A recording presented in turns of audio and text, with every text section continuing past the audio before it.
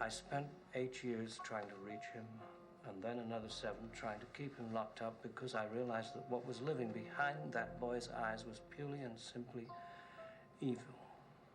That was a scene from the 1978 horror classic Halloween, directed by John Carpenter and starring Jamie Lee Curtis and Donald Pleasence, whom you saw in that clip.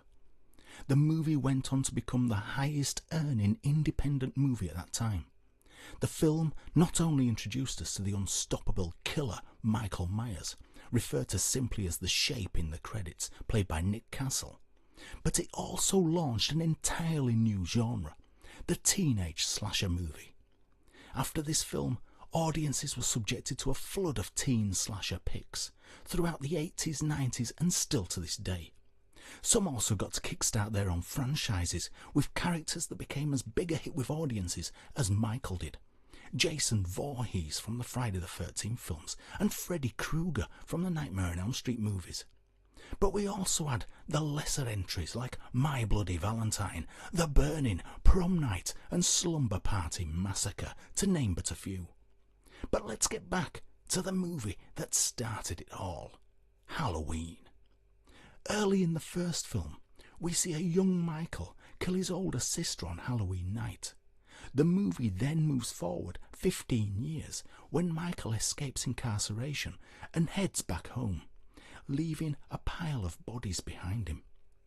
Eventually, he gets to Laurie Strode, played by Jamie Lee Curtis, but she manages to fight him off, and he is shot by his own doctor, Dr. Loomis, played by Donald Pleasence. But let's face it, a good killer never stays down for long. But we didn't just get one sequel. Heavens no! In fact, there have been 7 sequels, 1 remake, 1 sequel to the remake, and now another sequel, making a grand total of 10 films since the original. Not bad for an independent movie made for $325,000. 1981 brought us the aptly named Halloween 2. This one followed on directly after the events of the first film and finds the very much still alive Michael pursuing Laurie through the corridors of an hospital. This is also when we find out that Laurie is actually Michael's sister. It's not a bad movie, it's just not a great one either. Then in 82 we got Halloween 3, Season of the Witch, a movie famous for its complete lack of Michael Myers.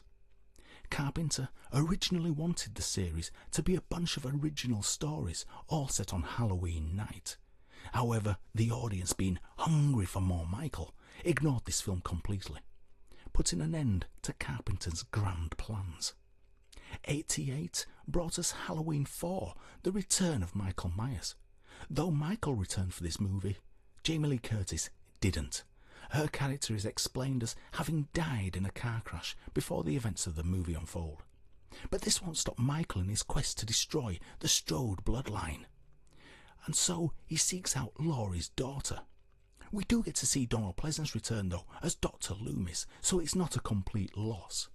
At the end of the film, we see Michael shot several times and fall down a disused mineshaft that's been rather flimsily boarded over. Even the police can't believe the poor quality workmanship. But is he dead? Well, what do you think? So the following year gave us Halloween 5, The Revenge of Michael Myers. Michael, having survived the gunshots and fall into the mine, is cared for by a hermit who takes him in and tends to his wounds. A year later though, Michael once again goes on the hunt for Laurie's daughter, after it is shown that he has some kind of psychic link with her. Of course, Loomis is waiting, and at the end finally captures Michael so the police can take him away. But wait, you didn't think it would end there, did you? He is set free by a mysterious stranger in black. It was another 6 years until we got to see Michael again in the 95 release Halloween The Curse of Michael Myers. This film introduces the much derided among fans Cult of Thorn and tries to explain Michael's bloodlust as being the result of him being the chosen one, a person who is driven to kill his entire family in order to save humanity. Such a noble thing. The movie is as ridiculous as it sounds, but is noteworthy for having Ant-Man's Paul Rudd in an early role playing Tommy Doyle, the boy that Laurie was looking after in the very first one. Unfortunately, this was the last movie to feature Donald Pleasence as Dr. Loomis, as he sadly passed away the same year. In '98, we saw the return of Curtis in Halloween Age 20. This movie was a sequel to Halloween 2 and thankfully ignores everything that happened between, including the cult of Thorn. In this film, Laurie has faked her death and is living out her life as the headmistress to a private school. But this doesn't stop Michael from finding his way to her, and after killing a few of her students, Laurie finally manages to kill Michael. But just to make sure he's dead, she then decapitates him. But we're not going to let a small thing like decapitation bring an end to Michael's killing spree, are we? And so in 2002, we got Halloween Resurrection. Turns out Laurie didn't decapitate Michael after all, but a lowly paramedic who Michael had dressed in his clothing. I know, go figure, talk about bad luck. But let's just run with it for now. In the first few minutes, Michael finally offs Laurie once and for all, and that's goodbye to Jamie Lee Curtis. He then decides to go back to the family home, where he runs into who else but Busta Rhymes, who is making an internet reality show about scary places. After the usual carnage, Michael is killed off once and for all by aforementioned Busta. This was a real low point for the Halloween franchise, and thankfully the final sequel at that point. It was then that they decided to remake the original. You just can't keep a good franchise down. So 2007 saw Halloween the Remake, directed by Rob Zombie. In this movie, Zombie decided to ignore everything that made the original so good and make it in his own way, meaning the film was just a nasty, unpleasant, white trash-filled insult to the original. There are far too many things wrong with it to list here, so let's just agree that it was bad. Really, really bad. So what did they do? They made a sequel. In 2009 we got Halloween 2, yet another nasty zombie-directed chunk of garbage. But then, all was quiet. All was tranquil. Birds sang in the trees. Until now. This Halloween has brought us another Halloween movie, but this time it's not a remake but a sequel to the original, a direct sequel, ignoring all that have gone before it. Picking up 40 years after the original, Curtis is back as Laurie Strode, and she's turned into a bit of a survivalist nut, suffering from PTSD, preparing for Michael's inevitable escape from the sanitarium.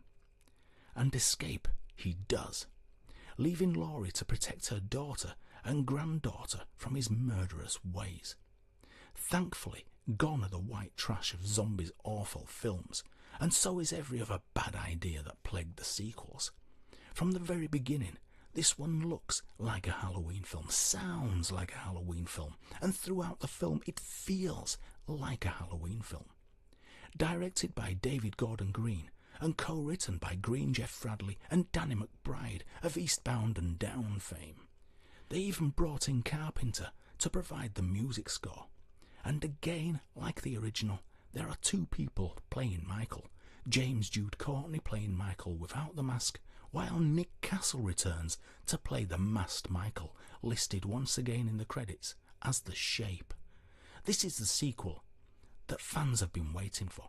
It's just a great shame that Pleasence didn't live long enough to have at least a little cameo in it. Will this be the last we see of Michael Myers? I doubt it. The box office returns and reviews for this latest movie have been too good for them to not try and cash in on it. Will the next one be just as good? I also doubt it. These things never are. It took us 40 years to get a sequel worthy of the Halloween name. It may be another 40 before we get the next. So there we have it, a brief history of a horror franchise. I'll leave the last word on this to the great Donald Pleasence. Till next time. What's the boogeyman?